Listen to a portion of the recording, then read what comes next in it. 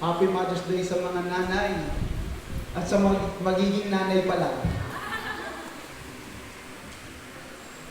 Itong panahon na ito ay talagang mainit, pero ang pagpapala at pag-ibig ng Panginoon ay mas mainit sa atin. Amen? Amen. Dahil Mother's Day ngayon, ang message ko ay tungkol sa mga nanay. At ang mga nanay naman, ito ang ating talagang pinaka matinding trabaho bilang isang nanay, no? Kasi ang nanay 24/7 kumikilos, no? Ito yung mga walang pahinga, no? Kaya talagang saludo kami sa lahat ng nanay. Amen. Bago ako magsimula, nais ko muna basahin ang Kawikaan 22, versikulo 6, ang sabi ng mga nanay at sabi sa mga anak, ituro sa bata ang tamang pag-uugali at hindi niya ito malilimutan hanggang sa kanyang pagtanda. Ang sabi po, ituro. Alam niyo po, sa lahat ng mga nanay na nandirito, ito po ang isa sa pinakamagandang turo na ang inyong mga anak ay dalhin dito sa bahay, sa bahay. Bago po tayo magsimula, manalangin po tayo. Panginoon, salamat po na ang araw na ito, Lord God, binigyan mo kami ng opportunity na makapagpasalamat sa iyo. Salamat, Panginoon, na ang araw na ito, idinako mo kami sa bahay-sambahan upang kami magkatipon-tipon at marinig namin ang iyong mabuting salita. Salamat, Lord God, ikaw ang nag-open sa aming isipan at nagtanim sa aming puso na ang iyong salita ang siya naming lakaran. Salamat po, ang lahat ng ito itinataas ko sa pangalan ng aming Panginoong Kristo. Amen. Alam niyo po mga kapatid, bilang isang tatay, katuwang ng nanay na nagdidisiplina. Pero ang nanay talaga ay talagang ito ang may pusong kahit nagkasala na ang anak, mahal na mahal pa rin.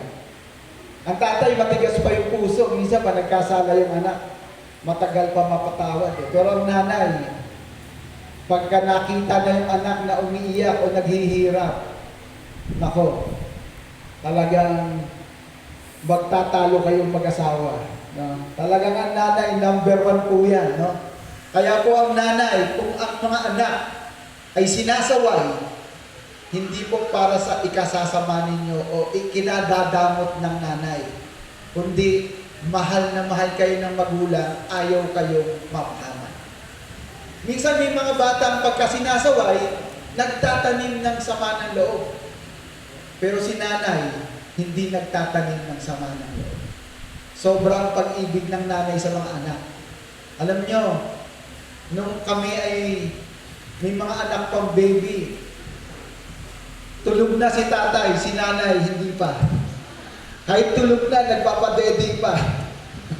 Sobrang, kung titignan mo, sobrang talagang paghihirap ng nanay kumpara sa tatay. Ang tatay kasi nagtatrabaho lang. Pagdating sa bahay, inaalagaan pa ng nanay. Pati tatay, inaalagaan ng nanay kasi yung pagluluto, paglalaba, inihahanda, talagang grabe ang sakripisyo. Kaya sa mga anak na may mga nanay, kung hindi nyo pa nababati o nahalika, pagkakataon nyo ng batiin kasi ang nanay nyo, isa yan sa pinakamahalagang bagay na hindi mo pwedeng palitan. Mapapalitan mo ang girlfriend, mapapalitan mo ang boyfriend, pero ang nanay, nag-iisa lang. Kaya grabe, kapag may nanay pa kayo, huwag nyong hayaan na ang pagmamahal nyo, hindi nyo maiparana sa kanila. Kasi kami, katulad namin, wala na kaming magulang. Hindi na nakita ng mga apo namin na makita nila ang kanilang lola. Kaya mapalad pa yung mga anak na may nanay. Kaya dapat mga anak, sundin nyo ang turo ng inyong magulang. Ang sabi ng salita sa Exodus 20, versikulo 12, igalang ninyo ang inyong ama't ina para mabuhay kayo ng matagal sa lupaing ibinigay ko sa inyo. Pangako po ito ng Panginoon sa lahat ng anak. Kapag minahal nyo ang magulang nyo, alam nyo po, ako po ay buhay na patotoo. 12 kami magkakapatid. Ako ang pinakabunso.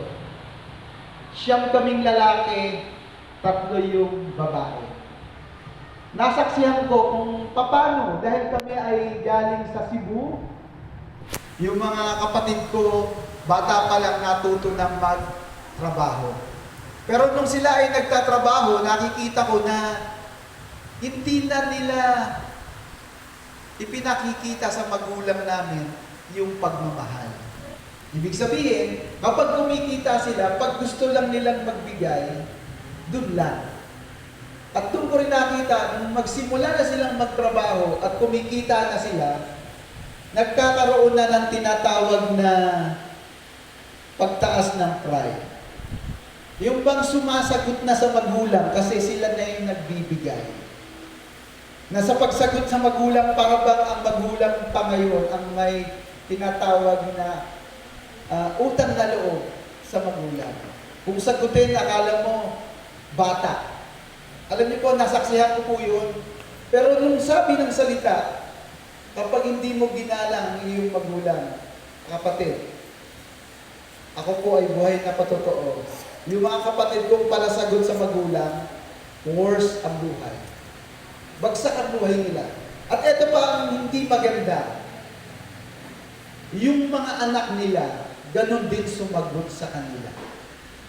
Alam niyo po, kapag ka ang anak madamot sa magulang, magiging madamot din ang mga anak mo sa iyo. Kung palasagot ka sa magulang, mas worse palasagot ang mga anak sa iyo. Alam niyo po mga kapatid, nung ang aking nanay ay na-ospital sa veterans, dahil veterano yung tatay ko, so libre sa ospital. Almost 6 months sa ospital. Sabi sa akin ng doktor, nasaan yung mga kapatid mo? Bakit hindi dumadalaw? Alam mo, magaling na yung nanay mo. Ang gusto lang ng nanay mo, may dumadalaw ng mga anak. Ang sagot ng mga kapatid ko, pag kinakausap ko, wala kaming pamasahe. Alam niyo po, napakalungkot ng isang magulang na may sakit, na maraming mga anak pero walang dumadalaw. Kaya sa mga anak, kung may sakit ang inyong magulang, ito na ang opportunity na maipakita nyo na mahal niyo sila. Pero huwag niyong hintayin magkasakit. Habang malakas pa, yung pagsunod nyo sa inyong magulang, isa na yun sa pagpapakita na nagbibigay ng kasiyahan sa mga magulang. Ako po bilang isang tatay, may mga anak, alam niyo po, very excited kami kapag dumalo yung mga anak namin. Lalo na kapag kayong surprise, yung biglang darating, nako, biglang tingin ng nanay, talagang hindi maipakita yung saya. Kasi bakit? Maipakita nyo sa magulang nyo na mahal nyo. Alam niyo mga kapatid, ang cellphone, lagi nyong hawak. Kung malayo kayo sa magulang nyo, ito ang pagkakataon na mag-message man lang kayo. Nanay, kumusta ka?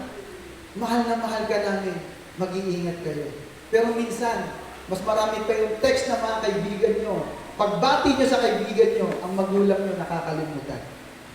Alam niyo po, masakit sa magulang na masasabing parang sira yata ang cellphone ko. Kasi bakit?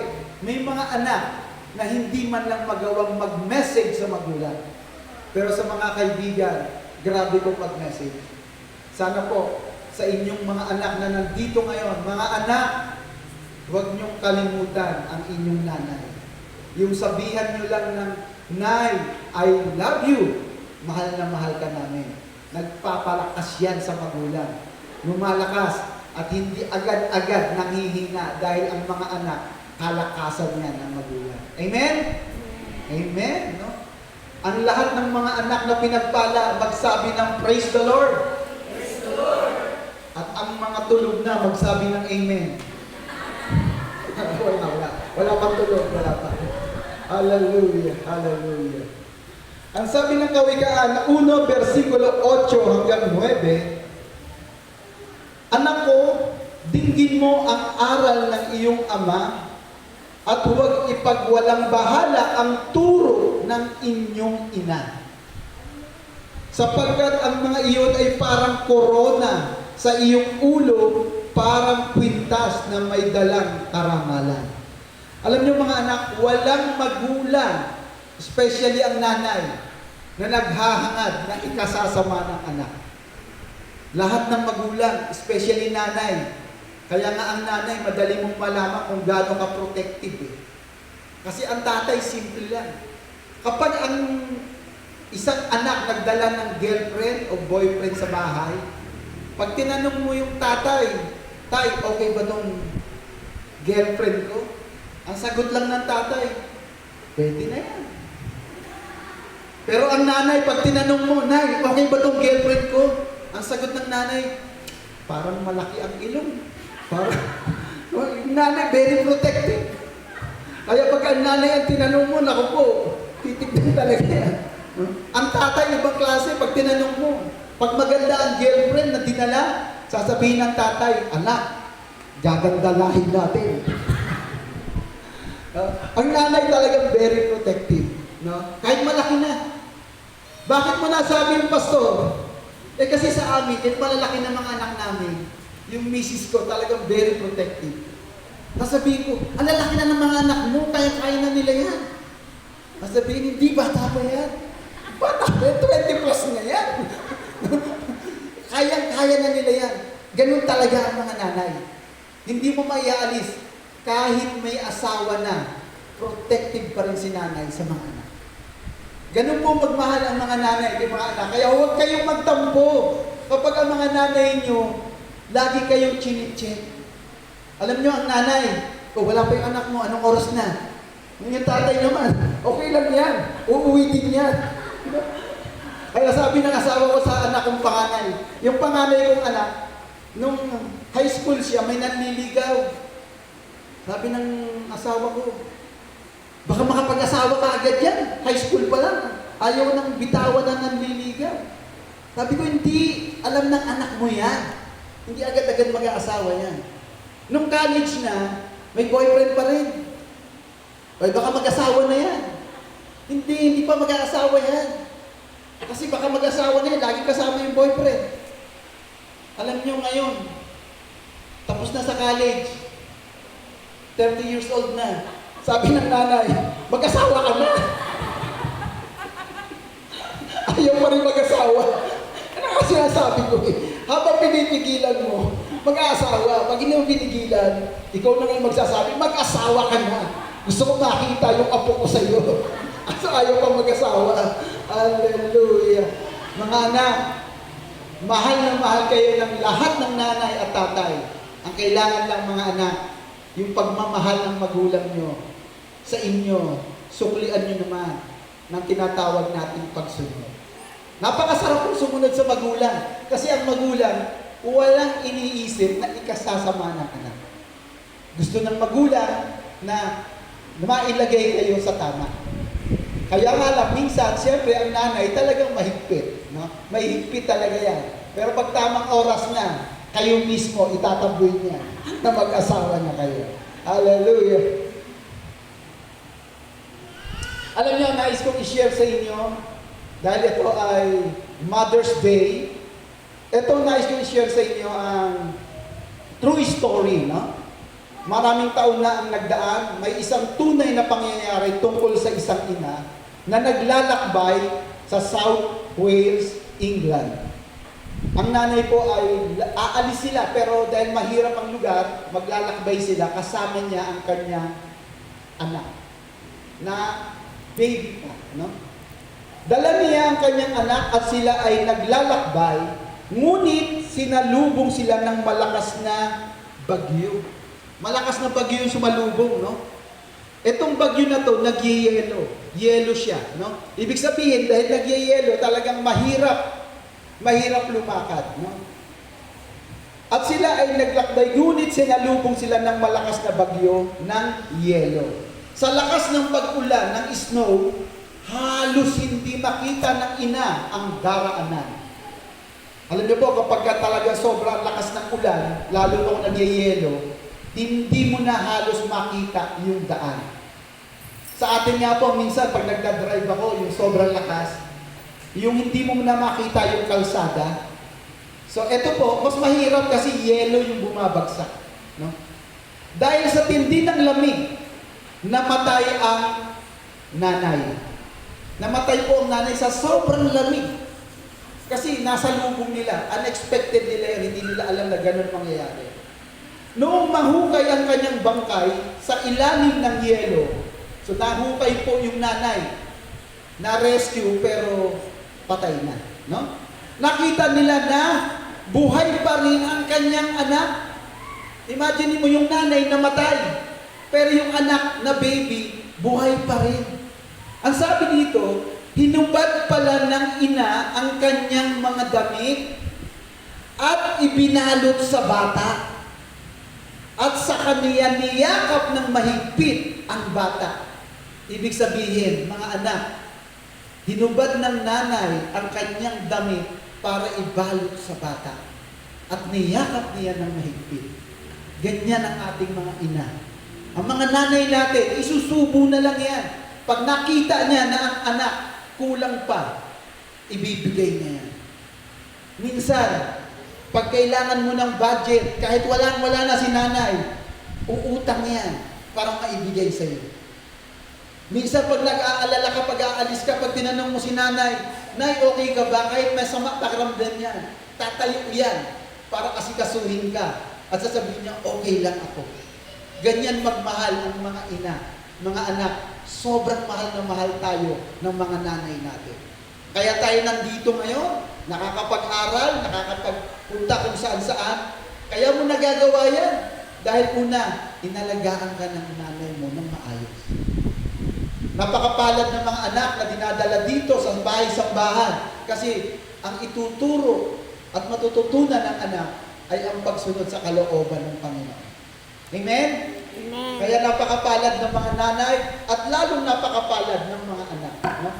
Ang sabi ng salita, itutuloy ko ang pagbasa. At sa kaniya niyakap ng mahigpit ang bata, sa gayong paraan, nailigtas niya ang kanyang anak. Ang batang ito ay nakilala bilang si David Lloyd George, na sa kanyang pagtanda ay naging Prime Minister ng Great Britain. Siya ay naging Prime Minister ng Great Britain. Isa sa mga dakilang leader ng Inglaterra. Mga kapatid, mga anak, yung ginawang sakripisyo ng nanay, bagamat wala na siyang nanay sa kanyang pagtanda o paglaki, dala-dala niya yung kung gaano siya kamahal ng kanyang ina. At dumating ang panahon na naging leader siya sa Great Britain at siya ay isa sa pinakamagaling na leader. Kasi bakit? Alam niya kung paano magmahal ang kanyang ina at yun din ang ibinigay niya sa bansa niya. Napakasarap po na nilalambing ka ng nanay mo. At lalong napakasarap sa piling ng isang magulang na ang kanyang anak kahit malaki na, naglalambing pa rin sa kanya. Alam niyo po mga kapatid, yung mga anak ko kahit malalaki na, ang ginagawa po niya pa nagkikita-kita kami, kahit sa maraming tao, nagkikiss po sila sa akin. Hindi sila nagbe-bless, kundi nagkikiss. Sa mother nila, ganun din. Pero yung mother kasi nila, hindi nila nakalakihan yung malambing. Kaya yung mga anak ko, gusto ko malambing. Kaya yung baby pa lang, tinuruan ko na sila maging malambing. Eh pastor, paano mo sila tinuruan maging malambing? Bata pa lang sila, pag dumarating na ako ng bahay, lagi kong sinasabi, o lumabas na kayo, dumating na yung pinakamahalagang tao, kiss niya. Kaya lagi yun, araw-araw sinasabi ko, kaya alam na nila yan. Hindi ko pa sinasabi, sabihin agad, dumating na yung mahalagang tao, kiss niya. Na alam niyo po mga kapatid, masarap maging kaibigan ang magulang. Kapag ang magulang niyo, kaibigan niyo, masaya yun. Kasi bakit? Ang magulang, lagi kayong i-guide sa tama. Amen? Amen. Palakpakan natin si Lord. Tahimik tayo. Hallelujah. Ang sabi ng salita, alam ba ninyo na si Thomas Edison ay hindi tinanggap sa paaralan noong siya ay bata pa. Kilala niyo po si Thomas Edison? O kilalang tao to, Thomas Edison. No? Matalino to, genius na tao, no? Ang sabi, alam ba ninyo na si Thomas Edison ay hindi tinanggap sa paaralan noong siya ay bata pa? Sabi ng guro, sabi ng teacher, bobo ang anak mo. Hindi ninyo at wala kaming magagawa para matulungan siya. So yung teacher, ang tingin sa kay Thomas Edison, bobo, yung hindi marunong. Kaya sabi ng teacher, bobo ang anak ninyo at wala kaming magagawa para matulungan siya. Pero ang sinagot ng nanay ganito. Sabi ng nanay, sumagot ang ina ni Thomas, hindi lamang ninyong kilala ang aking anak. Ako na lamang ang magtuturo sa kanya. Ang nanay na lang ang nagtiyagang magturo kay Thomas Edison.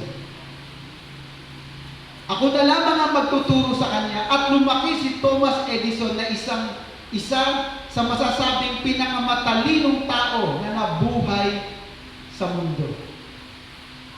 Alam niyo po mga kapatid, ang nanay, hindi yan susuko pag usapang anak na ang pag-uusapan. Ipaglalaban ng magulang niya. Ang nanay, pag sinabi mong bobo ang anak niya, hindi papayag. Tulad ng nangyari kay Thomas Edison, ang nanay, pinagtiyagaan. Kaya yung mga nanay, lulusog talaga sa school yan pag inaway yung anak. Nanlulusog, no? Nangaaway ng teacher.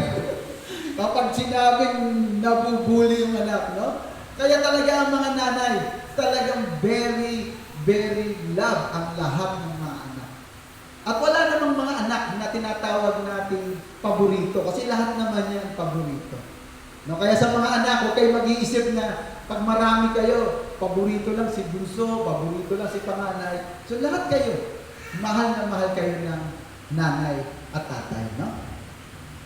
At meron pa tayong isang, alam niyo po, itong panahon na ito, taon-taon tuwing buwan ng Mayo, itinaraos natin sa bansa ang Mother's Day. No? Marami ang nagbibigay ng parangal sa mga ina ng tahanan. Nakakatuwang pagmasdan ang mga alay na bulaklak para sa mga ina. Sa mga mall, may makikita kayong photo booth para i-date din yung mga nanay, no? At programa na punong-puno ng awitan at sayawan to celebrate the special day. Ito ay ilan lamang sa mga paraan para maparangalan ang mga nanay sa kanilang sakripisyo para sa kanilang pamilya. Masasabi siguro ng isang ina na being a mother, ito ang pinaka-test, no? Yung pinaka-hard but most rewarding job a woman could ever have. Isa si Anna, siguro si Hannah o Hannah sa Bible, no? Sa history ng Bible, si Hannah, sa mga babaeng mababasa natin sa Biblia na nagkaroon ng matinding pagsubok sa buhay bilang isang ina. Malungkot at laging iniinsulto si Hannah dahil hindi sila magkaroon ng anak ng asawa niyang si Elkanah. So, sa story po ng Bible, si Hannah talagang hindi siya magkaroon ng anak. Ang hindi pagkakaroon ng anak ay malaking dagok sa mga kababaihan sa kultura ng Israel noon. Kaya mahirap pagka walang anak sa time na yon, yung time ng nila Hannah, kasi parang sumpa sa kanila yon, no? Ano ang naging solusyon ni Hannah sa kanyang matinding problema. Siguro, may mga nanay dito na may mga problema din. May mga mag-asawa na wala pang anak. May mga mag-asawa naman na maraming anak pero marami ring problema sa anak nila, no? Ano ang naging solusyon ni Hannah sa kanyang matinding problema? Ibig sabihin, pag matinding problema, minsan naiisip ng time na ito, matinding problema yung walang anak. Pero ang sabi ng salita, buong pait na lumuha si Hannah at taimtim na nanalangin kay Yahweh. 1 Samuel 1 verse 10. Humingi siya sa Diyos ng isang anak na lalaki na ipinangako niya, ihahandog niya sa Diyos. Kinahabagan siya ng Diyos at biniyayaan ng isang anak na lalaki na pinangalanan niyang Samuel. Alam niyo po mga kapatid, ano man ang problema na dinadanas, especially ng mga nanay, ng mag-asawa, wala tayong kailangang isipin na dapat lapitan, kundi ang ating Panginoon lang. Yung time na nagkaroon ng malaking problema si Hannah, na lagi siya kinukutya ng mga kapwa niya, babae, dahil wala siyang anak. Yung taimtim na paglapit niya, dininig siya ng Panginoon. At binigyan siya ng anak. At yung anak niya yun, kapatid, si Prophet Samuel. Ito ang propeta na nagbigay ng, naglagay ng langis kay Haring David nung bata pa. Kaya may mga purpose kung bakit tayo dumarana sa problema. May mga purpose na alam natin na pag hindi talaga natin kaya, pagdating na sa end, yung hindi na tayo makapunta, yung wala na tayong magagawa, isa lang ang pwede nating lapitan, ang ating Panginoong Kristo. Siya talaga, siya lang ang wala ng iba na pwedeng makatulong sa atin. Gayon na lamang ang pagpupuri ni Hannah sa Diyos dahil sa kanyang kaloob. Nung nagkaroon siya ng anak, talagang ang pagpupuri niya, yung pasasalamat niya sa ating Panginoon, gano'n na lamang. Ibig sabihin, yung sobrang saya. Alam niyo po, ang isang mag-asawa na matagal nang naghihintay ng anak, kapag nagkaanak yan, ay talagang sobrang saya. Alam niyo po, ang anak ay regalo ng ating Panginoon. Yung isang anak ko ng pangalawa sa panganay, may isang anak na sila, nire-request pa namin, dagdagan nyo na yung anak nyo, kasi 3 years old na yan. Ito naman mag-asawa, hindi, ano pa kami, mag-iipon pa kami, magpaplano pa, kasi gusto namin, maayos na yung buhay, maasenso na. No. Ito po ay payo lamang ni Pastor Kevin sa mga balak mag-anak pa o mag-aasawa pa lang. Alam niyo po, mayroon kaming 5 anak, sunod-sunod yun, 2 years lang ang pagitan. Mahirap po mag-anak ng malayo ang distansya, yung agwat. Alam niyo, mapapansin mo na sayang pala, dapat dinamihan ko yung anak kapag nagsilaki na sila. Kasi pag nagsilaki na yan, lahat yan, wala na rin yan sa inyo. Iiwanan ka rin yan. Kaya masarap ang maraming anak, kasi pag nagkakatipon-tipon, doon po mo makikita yung saya. Iba-ibang story. Kaya nga sabi namin sa anak namin, dagdagan nyo na. Pero ayaw pa nila. Kaya sabi ko, sige, bahala na kayo dyan. No? Marahil katulad ka rin ni Hannah na may matinding problema sa pamilya. Maaaring katulad ka rin ni Hannah na noong una ay hindi magkaanak. O maaaring may mga anak ka pero sila ang sanhi ng iyong suliranin. Gaya ni Hannah, magpakatatag ka at maniwalang sa Panginoon may katapat na solusyon ang bawat problema. Mga kapatid, kapag si Lord ang ating kinapitan, si Lord ang ating laging hinihingan ng tinatawag na solusyon, walang imposible sa Panginoon. Sa mga mag-asawa naman na hindi minsan nagkakasundo, ang laging solusyon bilang mga anak ng Diyos, pray. Number 1 po ang prayer. Kasi walang matigas na puso na hindi kayang hipuin ng ating Panginoon. Amen? Amen. Alam niyo po, dahil Mother's Day ngayon, hindi po masyadong mahaba ang aking message. Kasi pwede niyo pang i-date, ipasyal lang inyong mga nanay o kung ano ang nais niyo i-share sa kanila. Bago po ako magtapos, nais ko pong i-share sa inyo ang isang kwento na kung paano tayo minahal ng ating Panginoon.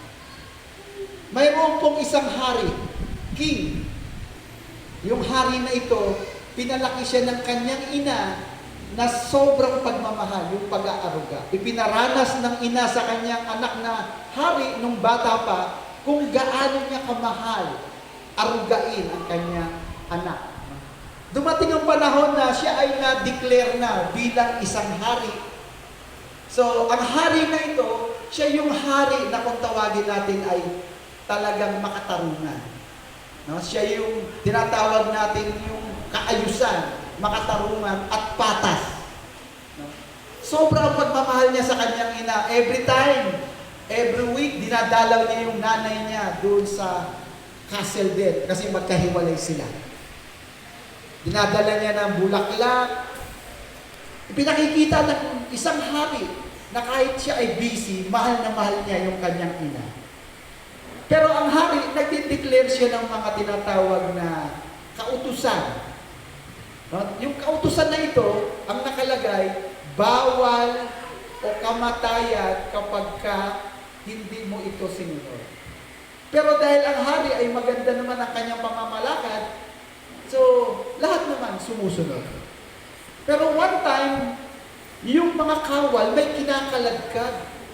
Meron silang kinakaladkad na matandang babae. 85 years old. Hinihila-hila, kalad-kaladkad. Nung makita ng hari, biglang nanlaki ang kanyang mata. Nagulat siya, bakit kinakaladkad? Yung kinakaladkad na yun ay kanya palang nanay. Kaya nagalit ang hari. Ang sabi ng hari sa mga kawal, stop!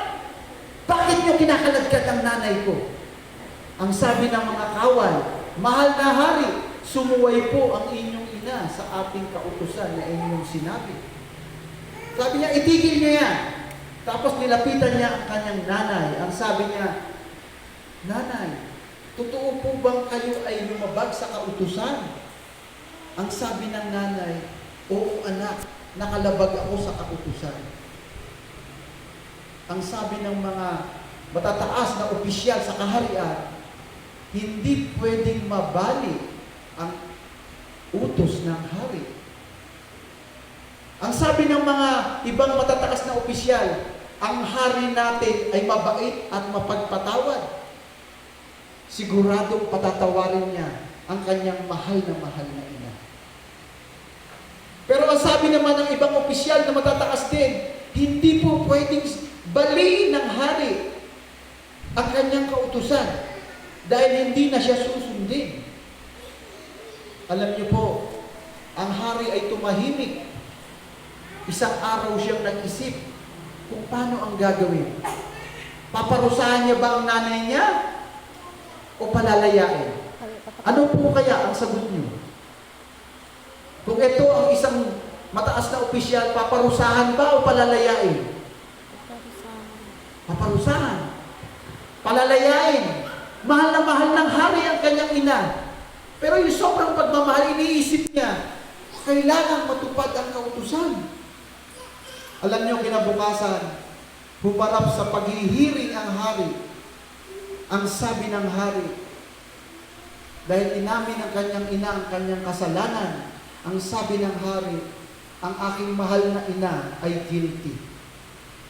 Paparusahan siya ng parusang latigo na ang latigong gagamitin ay may mga clamp na kapag inihampas sa katawan ng tao at pag hinila, mababaklas ang laman.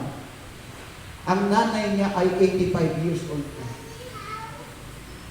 Papaluin ng 50 times. Mabubuhay pa kaya ang kanyang ina? Alam niyo mga kapatid, ang sabi, sige, talian ang kanyang ina, igapos sa poste para paluin. Iba't ibang damdamin ang nararamdaman ng lahat na nanonood. Nakaready na yung papalo. Ang ginawa ng hari, siya ay lumapit. Ginawa ng hari, hinubad niya ang kanyang korona bilang isang mataas na hari. Hinubad niya ang kanyang robe bilang isang makapangyarihang hari. Tinanggal niya ang lahat ng kanyang damit. At pagkatapos niya tanggalin, niyakap niya ang kanyang ina at sinabi niya, sige, latiguhin niyo na kami. Habang nilalatigo ang hari ay nakayakap sa kanyang ina. Mga kapatid, ang ating Panginoong Jesucristo, wala siyang kasalanan. Tayo ang nagkasala, pero lahat ng parusa at hampas, niyakap tayo ng Panginoon para siya ang magdusa. Sobra ang pag-ibig ng Panginoon sa atin. Tulad ng isang ina, mas nais ng ina na laging sinasabi, pag may sakit ang anak, kahit ako na lang ang magkasakit, huwag na lang yung anak ko. Yung ubo ng ubo na halos hindi malaman, talagang nagdurusa. Ang Panginoong Ama, ang Panginoong Diyos natin, ang Panginoong Jesucristo, inako niya lahat ng parusa na dapat para sa atin. Kaya ang Mother's Day, makikita natin ang larawan ng ating Panginoong Jesucristo. Kung gaano na tayo kamahal, na ang lahat ng mga pasakit, ayaw niyang tayo ang dumanas. Ang lahat ng parusa, tayo ang nagkasala, pero tayo ay pinatawad ng Panginoon. Palakpakan natin si Lord, mga kapatid. At sa oras na ito, manalangin tayo, mga kapatid. Hallelujah, Lord God. Panginoon, salamat po sa iyong biyaya ng pagpapala. Salamat, Lord, na ang lahat ng aming pagkakasala, lahat ng aming pagkakamali, bagamat kami ay hindi karapat-dapat, kami, Panginoon, ay pinili mo at niligtas sa aming mga kasalanan na dapat kami ang magdusa, Panginoon. Inako mo ito. Salamat sa buhay na walang hanggan. Salamat sa iyong regalo ng kaligtasan, Panginoon. Salamat sa iyong biyaya, Lord God. Salamat, bagamat kami, Panginoon, ay paulit-ulit na nagkakamali, patuloy mo kami pinapatawad. Lord, salamat, kami ay binigyan mo ng puso, kaisipan, na magpatuloy na sumunod sa iyong kalooban. Salamat sa guidance mo, Lord God. Salamat na kami ay pinili mo. Sa napakaraming tao, kami ay napili mo. Tinawag mo kami. Minahal mo kami. Panginoon, salamat sa pag-ibig na binigay mo sa amin. Nagagawa namin magmahal dahil una mo kami minahal, Panginoon. Salamat, tinuruan mo kami magpakumbaba na ang pride namin ay tanggalin at sumunod sa iyong kalooban. Lord, thank you. At ang lahat ng ito, Panginoon, itinataas namin at pinagpapasalamat sa pangalan ng aming Panginoong Jesucristo. Ang lahat ay magsabi na, Amen.